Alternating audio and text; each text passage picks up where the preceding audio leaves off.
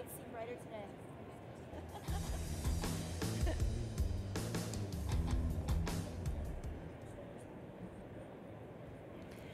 Good morning and welcome to day 2 of CEDIA Expo 2019. Before we get started, did anyone catch the All-Star Band last night? One person? Oh my goodness, it was so good. I just fun fact about that yesterday, they only had one rehearsal. If anyone saw them, I was completely impressed. I thought it was awesome. Very fun. I'm Leanne Wood, and I'm part of the PR and social media team for the show, and I'm excited to be the Smart Stage MC. The Smart Stage is powered by CE Pro. Yesterday, we had packed programming with events such as Tech Bites, the CE Pro Product and Project Awards, and Tech Talks with brands such as Google, Savant, and Z-Wave. Today is no different, and we're excited to dive into more hot topics for everyone involved in this great industry. So let's get day 2 started. To kick off today's programming, dealers take note. This discussion is essential. Julie Jacobson, founding editor of CE Pro, is in conversation with Chris Ivey, Senior Director at Vivint. Did I get that right? Yes. Okay, Vivint, about their new Pro Channel program. Julie and Chris, welcome to the stage.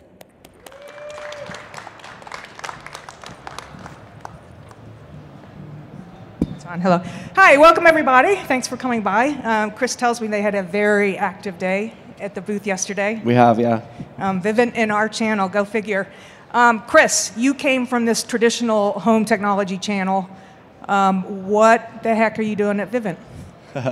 That's a good question. Actually, I've been in the industry for about 16 years now. I started out as an electrician and got involved in low voltage wiring. Electricians don't like to pull low voltage wiring, by the way. And so I got really good at it and ended up becoming really interested in it and just have gone through owning my own business. I spent some time at True Audio, Control 4, saw a great opportunity with Vivint, actually in the space of bringing a new opportunity that really hasn't been seen yet. It has not, and in fact, I think it shocked a few people when you came out with the Pro program, so why don't you tell us about it? Yeah, so the Pro program is actually built specifically for custom integrators. I saw a void really for a good solid RMR model for them. And specifically, RMR has been centric around security, and as you know, Vivint is one of the largest players in the security space. We have a very good turnkey solution end-to-end, so we were able to pack that all together in a white glove partnership that we're bringing to Pro Channel partners that want to take that solution that's built for scale, implement it into their businesses, and take advantage of a really rich RMR model we've built for them. So how does that work technically? I mean, you say you offer this program to the integrators. I know a lot of integrators that do some security on their own, a lot of integrators that farm it out to security dealers in their area, and others that just don't know what the heck to do with it. Which markets are you targeting, and how specifically does the program work? Yeah, so the program isn't really specific to any type of dealer. We're seeing all walks of high-end production, guys with retail spaces, guys that work out of their homes. Security is becoming more and more of a center part of the smart home. You use a lot of the security devices in the house to trigger automation scenes in lighting and other automation, just making that house live around me.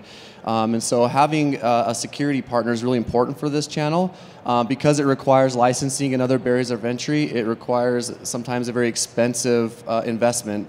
And it's a very slow kind of long haul picture on building revenue for their companies. And when they're referring it out to other local businesses, a lot of these smaller companies a lot of times have AV segments as well. And so it's not unheard of that they see later that referral is now taking some of their AV business. So Vivint is not in the space of offering audio video, so we protect them from that. So you give dealers the tools to offer these solutions. You give them the software tools, you give them the training, you give them the marketing tools, and then they hand off any jobs then to the Vivint technicians to do the installation. Walk me through what they get and what the process is for kind of setting this up. Yeah, so it's a real easy, I guess, onboarding process. We offer some of the very best sales training, I believe, in the industry. All of the partners that come on board have full access to that. I've been to some of Vivint sales training about 5 years ago, and I haven't stopped talking about it since. It was the most incredible experience I've ever seen. I've seen presentations on selling and selling to this channel, but I've never seen anything that's as scientific as how Vivint presents it. I mean, it's based on just years and years and years of learnings from the field, and it's, within 10 seconds of a conversation, you should be doing this, and, there's a lot of role playing. I mean, it's really fantastic, and I've always said that if someone in this channel organized their business around selling, we'd see some new successes like we haven't been before. So it's really fantastic training. Yeah, we have a lot of positive feedback so far. Yeah. And I believe that our training isn't really selling Vivint, it's really selling themselves, selling their businesses, and they're taking that and implementing it across their whole company and finding a lot of success. We're also investing heavily in tools for them to use. We believe having all of that in the palm of their hands is really important when they're meeting with a homeowner. So being able to demo the products and move immediately into creating and putting in an order for them while the homeowner's excited about what they've seen and what they're being sold. And then because of the licensing and again some of the insurance and bonds and stuff that's required to be an installation company for security, we actually handle all of the security installation. The dealers actually have the relationship with the homeowner. The first time they'll actually meet a Vivint employee is when one of our very well uniformed technicians shows up and knocks on their homeowner's door. And from there, we share in the revenue with both the products and any installation fee we split with them, and then we also share in the monthly RMR for the life of the customer. And simultaneously, we handle all of the service, truck rolls, warranties, phone calls 24/7. It's really a profitable RMR model for these guys. So I know there's some companies in our channel that you sell their products, and then for the lifetime, they contact the customer directly and sell them products directly. How does that work with Vivint? Yeah, so because I'm from the space, I know there's a lot of sensitivity around that. So we actually create kind of a registration of that homeowner against the dealer who has sold it, and it's a true revenue share. So even if a homeowner decides to add an additional camera 2 years into their contract, they will see the associated dealer margin paid to them on the 15th of that month directly deposited in their account. I'm sorry, what? We pay them for the life of the client, yep. Okay, that's really cool. Tell me about your most reluctant types of dealers, and then what is it where they finally go, aha? Yeah, I see some of the concern they have is that they're handing over a really important relationship that they have with their homeowners to a third party. But as we know, more and more of that home is becoming connected with more and more service providers. So our dealers are always going to be the center professional in the home. That relationship with the homeowner is important between them and that dealer. Having good partnerships with service providers is even more important because at the end of the day, that's who they're paying their bills to. It's who they rely on to come out and service when there's faulty products. I see the real potential of this is for these guys to actually go out and grow their companies, leveraging a massive organization without having to take on additional risk, overhead, or make additional investments in training new technicians. Yeah, and I mean, as we know, one of the biggest challenges facing our industry is the lack of qualified and trained labor. It is, yeah. I actually think the growth constraint of our entire industry is hands down the availability of skilled labor. And because Vivint is a billion-dollar company, we have a massive outside field installation organization. All of our employees, we train them in-house in Salt Lake. I believe it ranges, depending on the season, around 3,000 technicians that are Vivint shirts and Vivint trucks. And so having that army of technicians that these dealers can now leverage to grow their companies is phenomenal. That's terrific. Now, there's a lot of overlap between the products that you sell and the products that existing integrators sell. I mean, there's home automation components, there's cameras. How does that work? What if the dealer wants to own the camera part of it or the locks, or how does that technology overlap work? Yeah, what's nice about the product is that we can move up and downstream with the dealers. We could be simply as just their security-only solution. If a homeowner doesn't have the funds or they need to have financing available to them to buy a home automation system, Vivint has all those components in place. So if a homeowner does want to get into just a simple connected home and wants to finance it, now our partners don't have to turn that business away. They can actually leverage Vivint's model to sell. And then now, because we have Control4 integration, we can even go further upstream with them and now integrate into a larger ecosystem such as Control4. So tell me about that. You just announced that at the show, and Control4 is your first integration partner from the custom side of it. Why has Vivint never done that before, and then why are they doing it now? It seems like a company that's based on kind of very high volume, curated offerings, that would bring in a level of complication that doesn't benefit the company necessarily. Yeah, from Vivint's standpoint, we have really gone after a direct market and been very successful at it, but we do know that the experts of the home are absolutely still this channel. I mean, homeowners that want to be hands-off, they don't want to do DIY, they want to hire someone to come in, help them make the important decisions on what they need to put in their home to really gain the benefits of having a connected home. So we believe there's a market out there through this channel that Vivint really has never had any part of. So we see a lot of growth potential for both them and us by partnering together to go out and just build this phenomenal smart home solution. It's interesting. I take part in some of our local forums through Nextdoor and Facebook and stuff, mostly because I'm interested in very hyper-local marketing.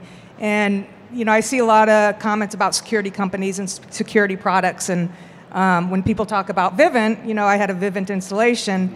I've got buddies in the area that are authorized pro programs, and I say, hey, if you're interested in it, go see my buddy at such and such integrator. And it's good to be able to do that. Very good, yes. Yeah, something to talk about. All right. Can you point to some, you don't have to mention the names, but maybe some dealer success stories? I know you've had some that have come in that actually came in from the security industry that kind of seeded that business to Vivint. Why would they do that? And if you could talk about some of the dealers that have come on board, that'd be great. Yeah, we were actually a little surprised because we actually are getting a lot of traction with people that do have security licensing in-house and are handling their own security contracts. We're seeing that it's a lot of work to service and to manage an RMR model in-house. I have to have an administration, I have to have billing, collections, I have to service those accounts. There's a critical account holdings I have to reach before I really start building that real value. And so if I'm hyper-focused on AV, security is just a smaller part of my business. I'd rather, if I was a dealer, focus on where I'm making higher margins, let my slow growth RMR build with a company like Vivint where I don't have to hire specialty people in my business to manage that part, which for me is more risk, it's more liability, and more overhead. So in this case, we're having guys, I would say anyone who is doing AV with a side business of security, we're getting a high rate of them actually coming on board with our program today. But you're also getting traditional security dealers signing up. What's the benefit of that? Yeah, so we're seeing guys that are 100% security where they may service maybe like a city or a state. They have clients that move out of state, or they have cancellations, or maybe even they can't get to an install same day, next day while that customer's really needing security. They're going to offer Vivint because we have the ability to do same day, next day installs in almost every major metro of the country. And so it's their way again of closing more RMR business today that they may have been passing up on. So they'll actually use us as a secondary to their primary contracts they hold in-house. Yeah, I want to go back a little bit to this Control4 announcement. What is Vivint planning in terms of integration in the future? I know Control4 was kind of easy because they're both local to the Salt Lake City area, and you have a relationship with them already. But is the plan to open integration up to other control companies? Yeah, we'll look at the roadmap. Right now, we chose specifically Control4 because they are a broadly adopted brand in the channel. It was easy because, like you said, I have relationships over there at Control4, and we value that business greatly. But as we gain more traction, I guess the demand from the channel, as we see, people asking for Savant or Crestron or Elan or any other brands, we'll definitely look at each of those. But our plan is to continue investing in this channel. We're committed. We're here at CEDIA. We're wanting to really show that we're wanting to support the channel as a good partnership. So that would be required as part of that. Do you see? Did you enable that just to be a good partner, or do you see real long-term benefits in growing the business through those types of relationships? Well, there's always selfishness to that choice, right? Yeah. But no, we believe that the dealers need options. So if I were to offer a Vivint system, let's say to a homeowner today that calls me back a month, 2 months, a year later and says, hey, I really would love to buy that single room Control4 solution that you offered me a year ago. Can you come back now and integrate my security solution? We absolutely needed that tie so that dealer didn't feel like offering Vivint was making them not have a growth path for that homeowner still. So we believe that partnership with other manufacturers is really key to the success for this long term. Yeah, I can imagine that. I mean, I can imagine it working both ways, where you go into the house trying to sell your Control4, and or maybe they call you, do you offer security? And you try to get them up to a Control4 system, and no, I just want something a little simpler. So at least you can offer them that and maintain that relationship. Is there some kind of ongoing communication between then that Vivint customer and the installing dealer? Do you guys have a mechanism for that? In-house, we're not. We actually believe that our dealers have those relationships locally with their customers. Again, we are a backup support to them. So if their alarm panel's beeping on a weekend or at midnight, they have resources now through Vivint's customer care to call in and get their problem solved. But we always hope still now that the homeowner has that relationship with our dealers and call them first, maybe to navigate them to the right resources even within Vivint. But just we become an extension of providing just a high level of customer support to their customers. So, again, Vivint is a very, efficient company, and they've grown very, effectively by kind of maintaining control of their ecosystems, whether that be on the operation side or the technology side. And now you've thrown in this complexity being Control4, where Vivint sensors can trigger things in the Control4 ecosystem. And then once that starts happening, are consumers going to call you guys for every little tech support call that might not be related to your system? Yeah, we actually thought ahead of that, and we have, so any accounts that our pro dealers offer their clients are actually flagged in our system. So when they call into Vivint, it actually is routed to a special business development team that knows who these customers are and understands what Control4 is, because a lot of our call center may not, and is able to, first, let's figure out if it's a Vivint problem, and if it's not, then they can always refer them back to the pro channel dealer. And they have that up on their screen saying... Yep. And then does that... See, this is something I didn't know. That's really cool. And then does the dealer get notified of that, or you just tell the client to call the dealer? I guess it would be similar with any other product manufacturer. They refer them back to their originating dealer. Today, we're not necessarily letting the dealer know that we had a call in, but that's something we could definitely look at. That's really interesting. I like that. So tell me about the show. Why are people coming in? You said you've signed up a lot of dealers who want more information and want to learn more. Where are they coming from besides our great marketing that we've done? Fantastic. Because I'm saying, no, they're not paying us to do this. I've been doing this for 25 years, starting in the security sector, and I happen to think it's a really great model for many of the dealers in our industry. So what's bringing them in? What kind of questions do they have? A lot of curiosity, but we've also done a good job through publications with you out there, and your great love for us in this industry. So that has been great. I mean, our booth has been packed. I mean, we couldn't be happier. The support so far of this channel has been great.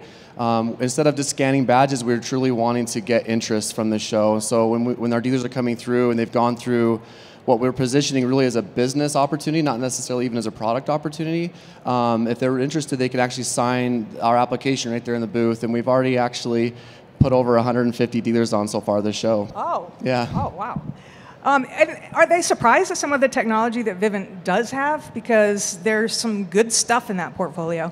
Yeah, so a lot of people don't know that Vivint's actually a very large innovation company too. So we're end-to-end. We own our solution from our own products that we innovate and manufacture to our own central station monitoring.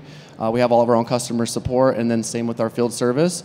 And so I think when people really see the ecosystem we've built, and now that they can leverage that, not having to worry about several pieces of failure now, they can rely on one partner to really create a great experience for their homeowners. They're seeing the business opportunities very rich to the point where a lot are asking me where's the catch, and there's not. We just want to make sure that everybody is profitable with this model we've built, and then we can just build and run with it. But what are some of the little specific gizmos and devices that you have that maybe dealers didn't realize you had?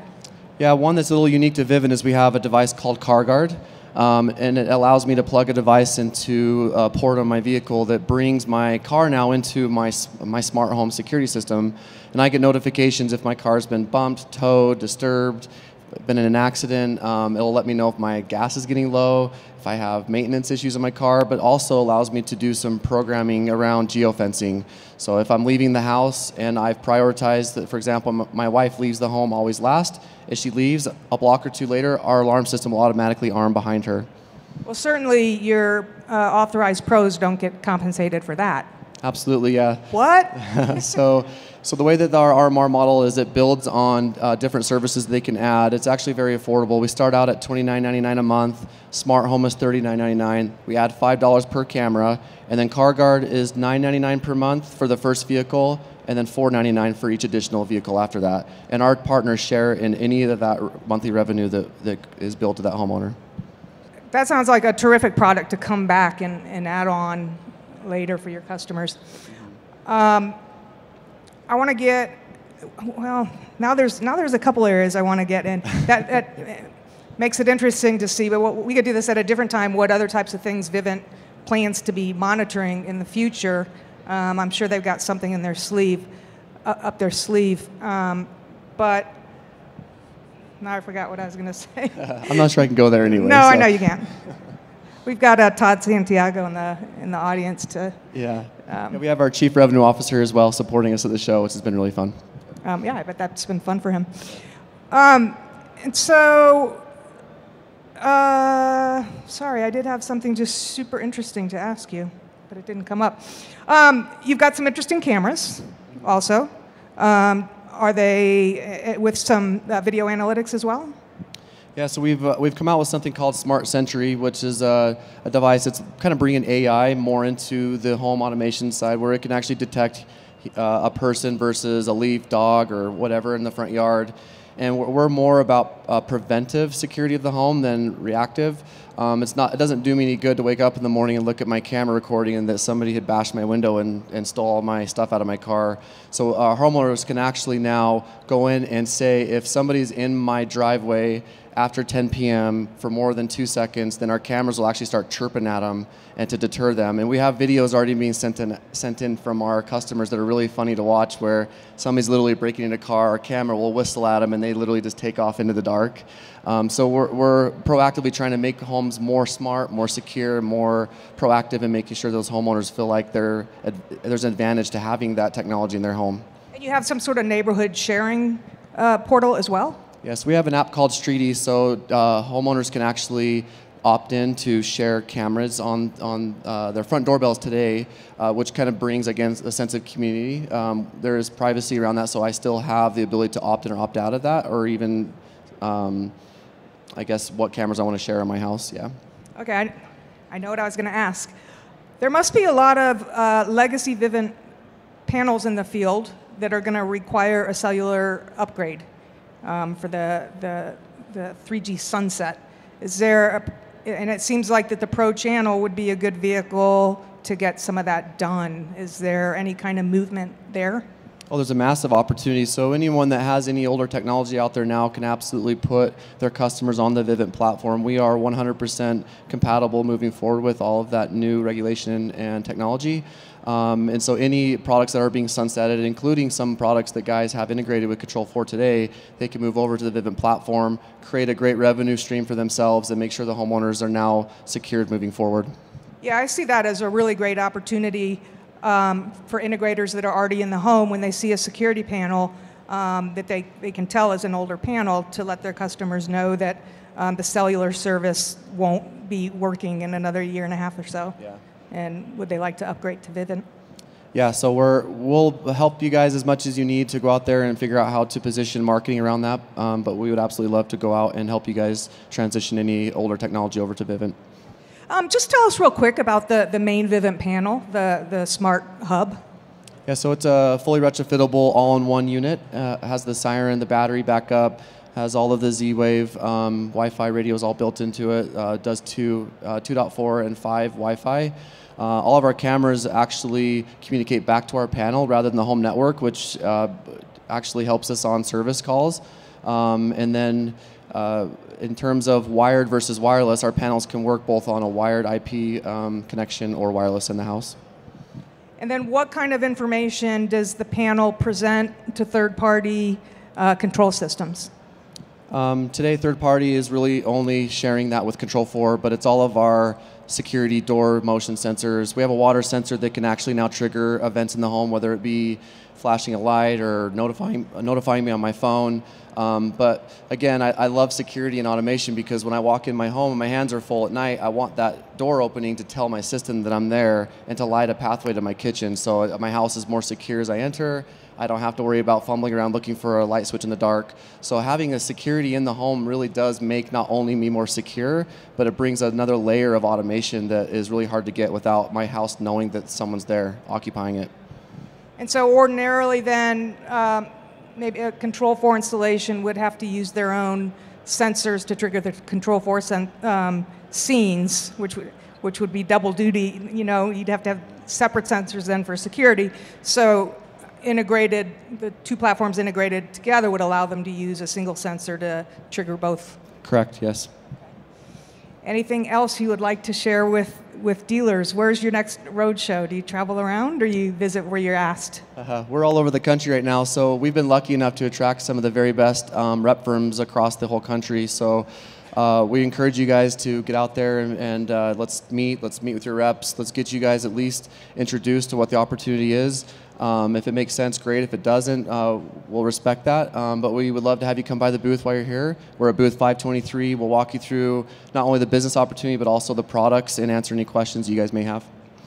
Yeah, and I did find that very interesting when you announced reps, and your reps are from the traditional custom integration channel.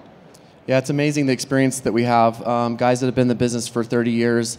And we were actually sitting around dinner just the other night, and they have all mentioned different times where they have actually seen turns in the industry and the adoption and needing to follow. You know, as simple as having a home network and how that even a few years ago wasn't a standard, but now is such a major component of the smart home. And so they're encouraging us too that we just have an amazing opportunity and that this industry is shifting, and that the earlier we are to adopt these new concepts and business opportunities only helps our viability in the space. Well, I'm excited about it, and I'm excited to have you guys share your vision and your technology and your new business model with our readers and our audiences. So I hope you have a fabulous show. Yeah, thank you, Julie.